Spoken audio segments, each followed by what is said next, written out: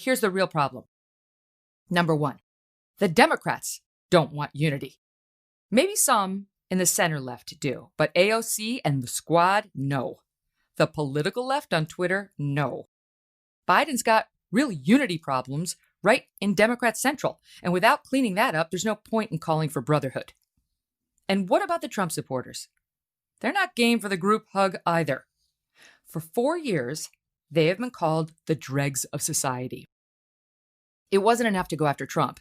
Anyone who supported him was labeled a racist, xenophobic, transphobic bigot.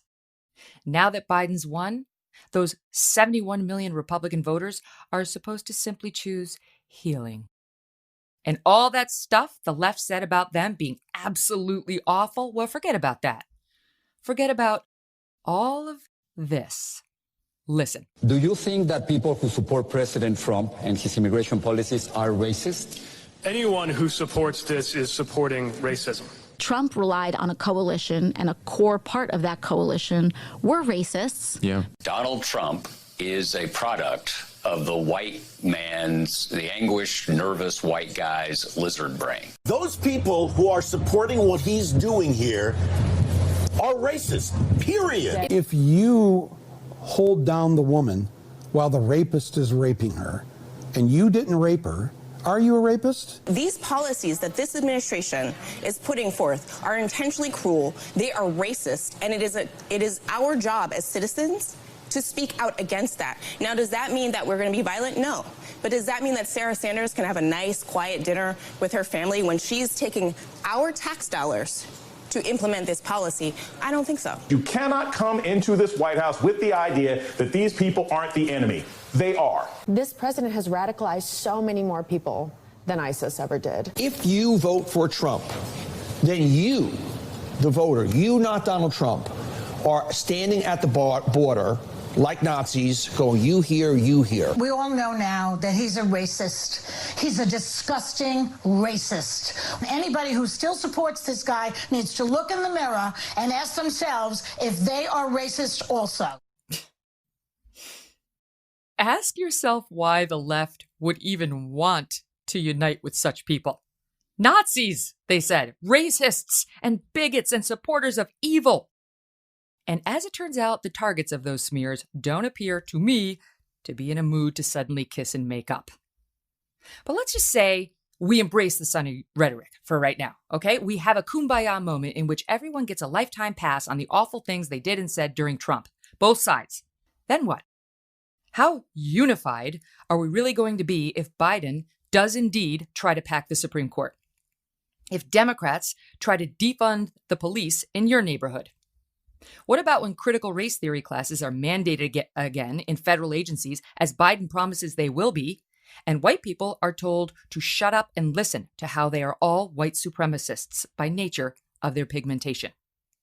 Or how about when one turns on the Oscars or the Emmys or ESPN or CNN, or sends a kid to college and hears messages of how Republicans are still, even under Joe Biden, bigots, racists, and misogynists because they don't want race shaming or to have to say their pronouns or because they believe abortion is murder. Or when they find out that their job application has been blackballed because they supported Trump. That's turning into a thing. AOC is now demanding an archive of Trump sycophants for when they downplay their complicity. What could possibly go wrong with a member of the House majority keeping a list of Trump supporters we need to get? Michael Simon, an ex-Obama Biden guy, has just started the Trump Accountability Project, which he calls a permanent record. Permanent record, people, of every Trump staffer, appointee, and donor, quoting now, and even his endorsers and enablers. What does that mean? Well, Pete Buttigieg's campaign manager warned that employers thinking of hiring Trump staff need to know, quote, there are consequences for hiring anyone who helped Trump. Washington Post columnist Jennifer Rubin tweeted, quote, any Republican now promoting rejection of an election or making baseless allegations of fraud should never serve in office, join a corporate board, have a faculty position, or be accepted into polite society. We have a list. End quote. Got it?